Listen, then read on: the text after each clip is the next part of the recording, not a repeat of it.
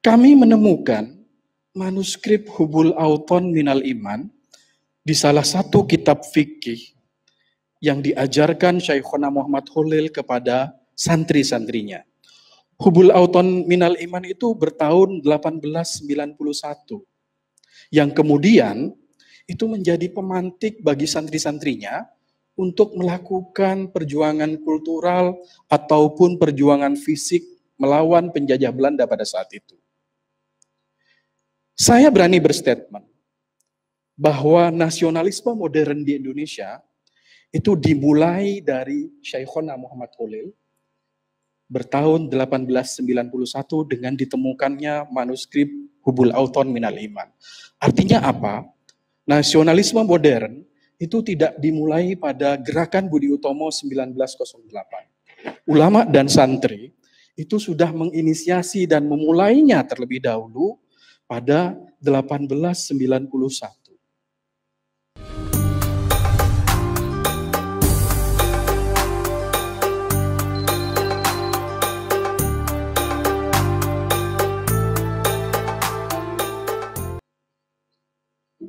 Syekhona Muhammad Khalil itu lahir pada Rabu malam Kamis tanggal 9 Syafar 1252 Hijriah, bertepatan dengan 25 Mei 1835 Masehi, di Keramat Bangkalan.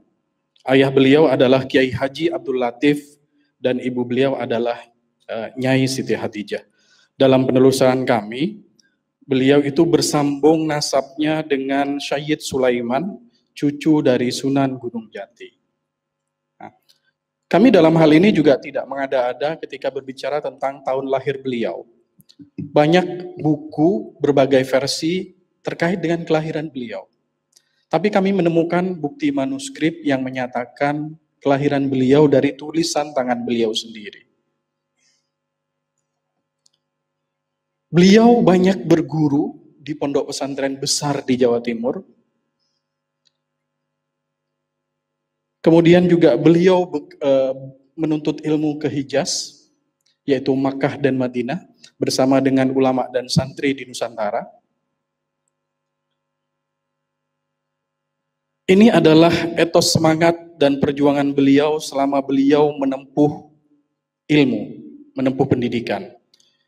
Waktu beliau kecil, beliau menempuh perjalanan bolak-balik sambil membaca surat Yasin. Sedih teramat sangat ketika ditinggal wafat seorang guru yang diidolakan. Kemudian, beliau bekerja sebagai buruh panjat kelapa dengan upah diserahkan kepada gurunya. Memenuhi kebutuhan hidup dengan bekerja sambil menyalin kitab Alfiyah yang beliau selesaikan itu per 2 hari. Tidak pernah keluar rumah, tidak melihat matahari selama hampir 4 tahun dalam kesibukan menyalin kitab Alfiyah. Mungkin ini terlalu hiperbola menurut orang lain, tapi sebagai gambaran bahwa beliau itu jarang keluar rumah ketika beliau konsentrasi belajar. Pesan moralnya untuk kita semua dalam menjadikan beliau sebagai role model, pertama kita harus konsisten dalam belajar. Yang kedua, bagaimana etika kita terhadap seorang guru. Yang ketiga, apa yang kita cita-citakan itu adalah buah dari perjuangan dan kerja keras kita selama ini. Selanjutnya beliau bolak-balik ke Hijaz, ke Mekah dan Madinah. Kemudian beliau juga mendirikan pesantren pertama di daerah Cengkebuan, Kabupaten Bangkalan. Selanjutnya pesantren di Cengkebuan itu diserahkan kepada mantunya, Kiai Haji Muntaha. Selanjutnya beliau mendirikan pesantren di daerah Kademangan, seperti yang kita kenal saat ini, Pondok Pesantren Syekhona Muhammad Khalil di Demangan, Kota Bangkalan. Selanjutnya Kiai Khalil diberikan tanah oleh Kerajaan Bangkalan, kebetulan juga mertua beliau sendiri, di selatan Masjid Agung untuk dikembangkan sebagai pesantren. Kalau kita berbicara terkait dengan apa dan bagaimana Syekhona Khalil, kemasyhuran beliau, itu banyak kesaksian dari tokoh-tokoh, para alim, para ulama di berbagai daerah di Jawa, tentang kemasyhuran, kealiman, ketokohan beliau, dan lain-lain. Termasuk di dalamnya adalah surat Syekh Muhammad Ali Rahbini kepada Kiai Muhammad Toha yang berbicara dan bentuk pengakuan terkait dengan kemasyhuran Syekhona Muhammad Khalil. Ini adalah kesaksian dari Kiai Haji Ahmad Husairi tentang kealiman, kewibawaan, kebesaran Syekhona Muhammad Khalil itu hampir menyamai Imam Sibaweh dalam ilmu nahwu. Kemudian Imam Nawawi dalam ilmu fikih. Syekh Abdul Qadir Jailani dalam karomah linuih kemampuan supranaturalnya. Orang mungkin taunya beliau hanya sebagai tokoh agama. Beliau adalah tokoh agama yang sangat menguasai ilmu fikih, yang sangat menguasai ilmu nahwu, termasuk juga karomahnya beliau. Saya dari tim kajian akademik berusaha untuk membedah apa dan bagaimana Syekhona Khalil melakukan dan bentuk peradaban di Indonesia. Sehingga beliau mempunyai kontribusi yang luar biasa bagi negara tercinta kita. Seperti yang kita ketahui, dulu zaman Orde Baru, menyebut ulama dan santri itu alergi. Narasi sejarah itu tidak pernah berpihak pada ulama dan santri. Padahal kalau kita akui, faktanya berbicara bahwa ulama dan santri itu adalah inisiator dan pelaku lapangan pergerakan nasional, baik itu ketika berjuang melawan kemerdekaan maupun pasca kemerdekaan. Termasuk juga peran Syekhona Muhammad Khalil sendiri itu banyak terlupakan. Apa dan bagaimana kiprah beliau itu. Nah, selanjutnya Kiai Khalil itu mendapat pengakuan sebagai Syekhona, guru dari para guru, guru para kiai, para alim dan ulama. Gelar ini disematkan oleh masyarakat. Di Indonesia, Hadratus Syekh Kiai Haji Hasyim Asy'ari dan Syekhona Muhammad Khalil yang disematkan secara khusus tentang gelar Syekh tersebut. Lain-lain ulama tidak semasyhur beliau berdua ini. Begitu. Syekhona Muhammad Khalil pertama itu adalah sebagai muara dari jejaring dan simpul Islam Nusantara. Dulu jaringan beliau di Timur Tengah, santri dan ulama yang menuntut ilmu di Timur Tengah, kemudian setelah pulang ke Indonesia, menjadi ginekologi intelektual yang bersanad, bersambung keilmuan dengan Syekhona Muhammad Khalil Bangkalan. Bangkalan dulu adalah epicentrum ilmu di Nusantara pada zamannya.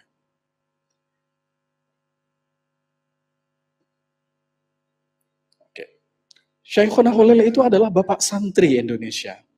Sekarang bulan Oktober ini, 22 Oktober, ada Hari Santri Nasional. Siapa bapak santrinya?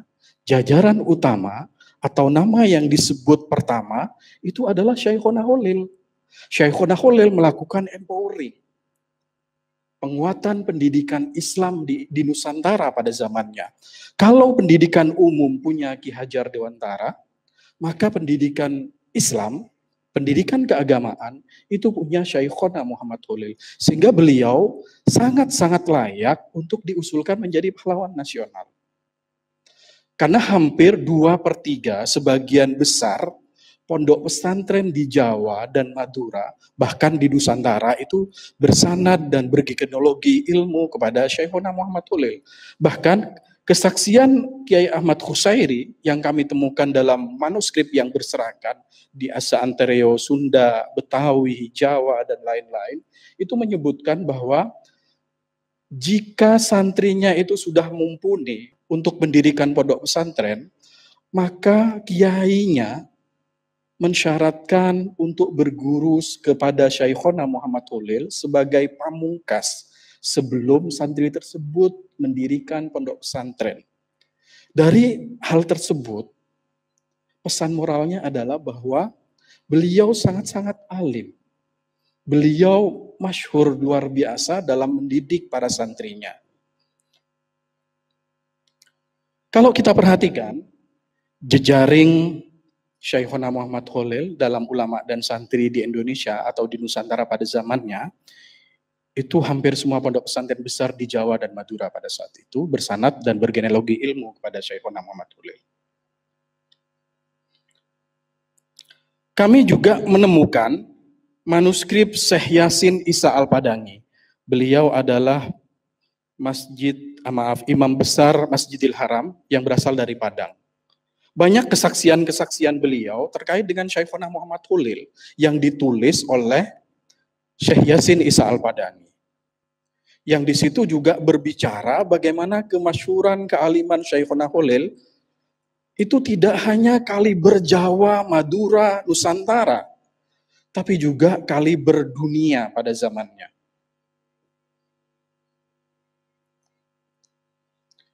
Kami juga menemukan manuskrip dari Mbah Soleh Lateng tentang pengakuan ulama Arab terkait dengan kealiman dari Syekhona Muhammad Holil.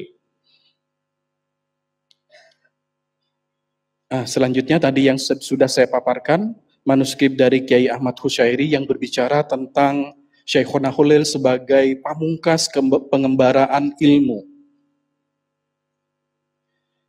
Seperti yang disampaikan oleh Pak Willy Adia tadi, bahwa penelitian-penelitian sejarah, salah satunya oleh Snokhor Grunya, penasihat Hindia Belanda pada saat menjajah Nusantara, menyebutkan bahwa tradisi ngetan dalam kalangan masyarakat Sunda dan Betawi mengarah ke timur. Dan sebagai muaranya itu adalah Syekhona Muhammad Holil Bangkalan. Juga temuan dari peneliti Jepang, Horikoshi, yang melakukan penelitian di Garut, juga tradisi ngetan di kalangan masyarakat Sunda, itu mengarah ke timur dan bermuara kepada Syekhona Muhammad Holil. Ini juga kami menemukan manuskrip dari Habib Salim bin Jindan tentang otoritas kealiman Syekhona Muhammad Holil. Kami juga menemukan surat kepada Syekhona Holil dari penghulu Kediri bertahun 1924 Masehi, berisi permohonan gaib untuk mendiang istrinya. Ini sebenarnya kami paparkan karena manuskrip-manuskrip yang berkaitan dengan Syekhona Holil itu sangat terbatas dalam banyak hal. Karena orang-orang pada zaman kita tidak terbiasa mendokumentasikan secara baik, apalagi ini sudah berlangsung bertahun-tahun. Syekhona Holil merupakan estafet kepemimpinan gerakan nasionalisme pesantren. Beliau adalah berguru langsung kepada Syekh Nawawi Al-Bantani.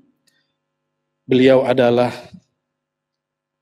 kiai besar di Banten yang menggelorakan semangat perjuangan nasionalisme di kalangan santri.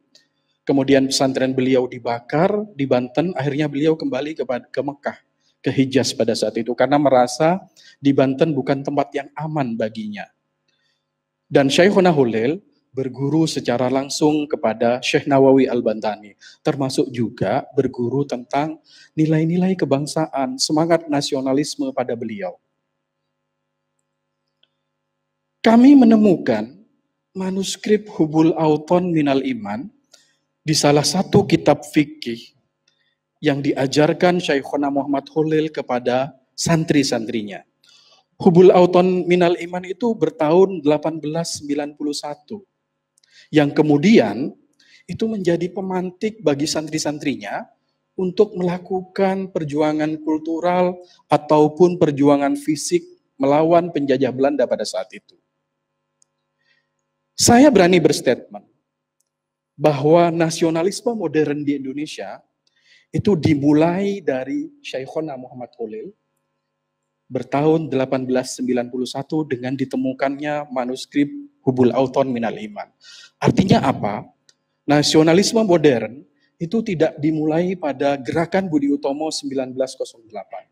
Ulama dan santri itu sudah menginisiasi dan memulainya terlebih dahulu pada 1891.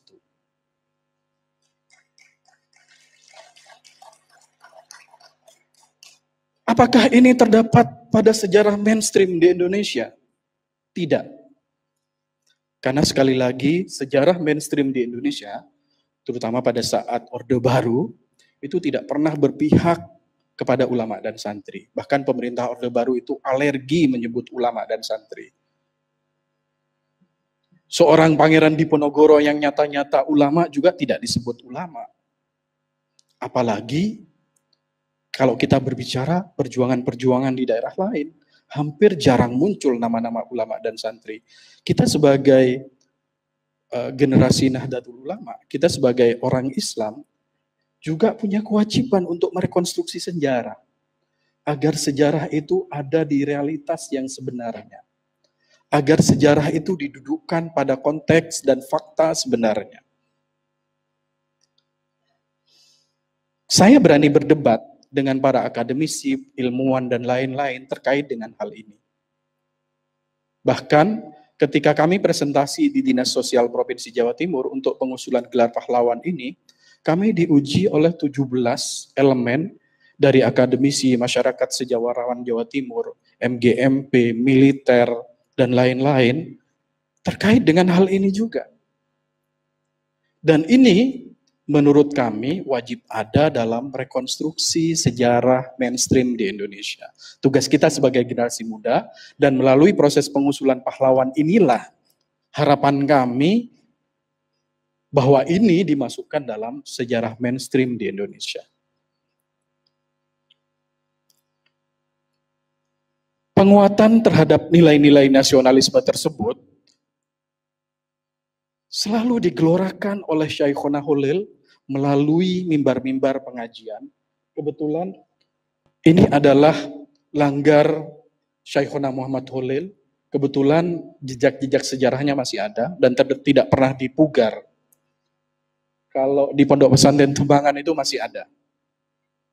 Dan ini menjadi pemantik bagi santri untuk berjuang melawan kolonialisme di Indonesia. Jadi tidak heran, Syekhona Holil melahirkan ulama-ulama besar yang kemudian menjadi pejuang. Beliau melahirkan Kiai Haji Hashim Asy'ari, Kiai Haji Wahab Hasbullah, Kiai As'ad Samsul Arifin, dan masih banyak lagi. Kadang kita sempat berpikir atau menjadi timbul pertanyaan, murid-muridnya jadi pahlawan. Kenapa gurunya baru diusulkan menjadi pahlawan? Atau timbul juga pertanyaan, nanti kalau gurunya jadi pahlawan, bisa-bisa guru Soekarno atau guru Bung Hatta menuntut juga jadi pahlawan. Tentu tidak semudah itu.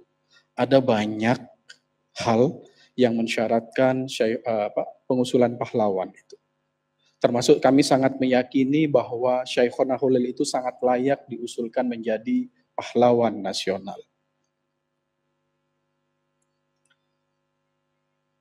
Kami juga menemukan manuskrip yang berkaitan dengan pandangan beliau terhadap pemerintah Hindia Belanda pada saat itu. Pemerintah Hindia Belanda pada tahun 1899 Masehi berkirim surat kepada Syekhona Muhammad Holil Bangkalan. Dalam lembaran surat tersebut, Syekhona Holil menuliskan, Allahumma inna hadza lisyun syarikun faqta yadahu wa rijlahu. Kami menginterpretasi bahwa Syekhona Holil mempunyai sikap dan pandangan bahwa pemerintah Belanda itu diibaratkan sebagai perampok yang harus dipotong tangan dan kakinya. Kalau kita bicara secara filosofis, tangan itu adalah kekuasaan. Kaki adalah pergerakan. Jadi menurut kami sebagai tim peneliti di sini, pergerakan dan kekuasaan Belanda itu harus dihentikan. Sayangnya, kami tidak menemukan isi surat tersebut. Saya sudah ditugaskan oleh Bapak Bupati Bangkalan ke Arsip Nasional Republik Indonesia. Saya membedah banyak hal terkait dengan tahun-tahun tersebut, tapi kami belum menemukan isi surat tersebut.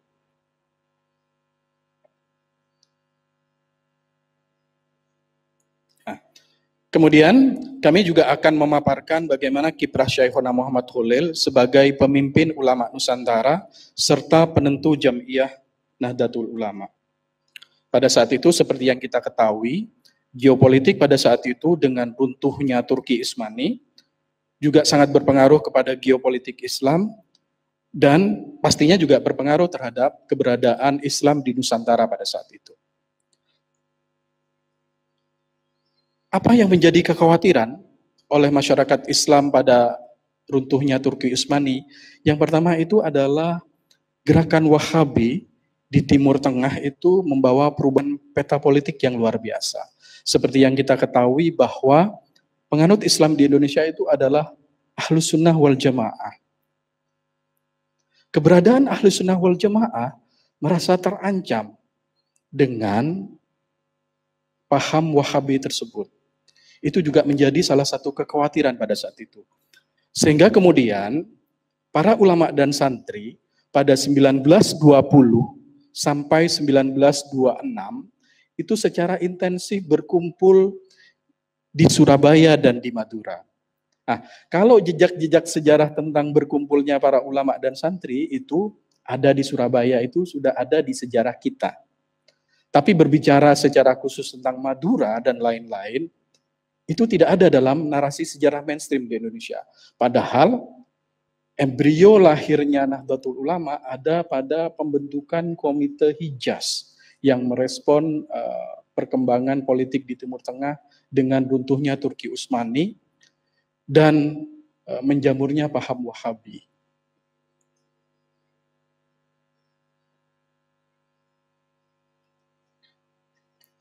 Ini yang saya sebutkan tadi, bahwa ulama dan santri secara intensif berkumpul sebagai Syekhona Holil, pemimpinnya, untuk memecahkan bersama-sama persoalan-persoalan umat pada zamannya.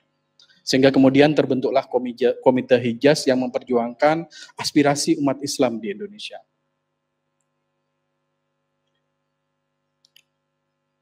Saya menilai bahwa warisan terbesar Indonesia saat ini itu adalah nilai-nilai Islam yang rahmatan lil alamin dengan prinsip moderat, terbuka, toleran, dan universal tersebut.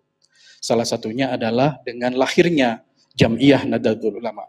Bapak dan Ibu mungkin tidak bisa membayangkan bagaimana seandainya Islam di Indonesia itu seperti Timur Tengah. Yang sampai saat ini masih terdapat konflik fisik yang luar biasa.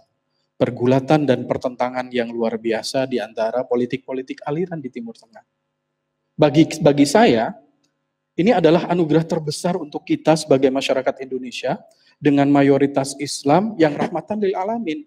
Di tengah keberagaman kita yang multi etnis, multicultural dan lain-lain.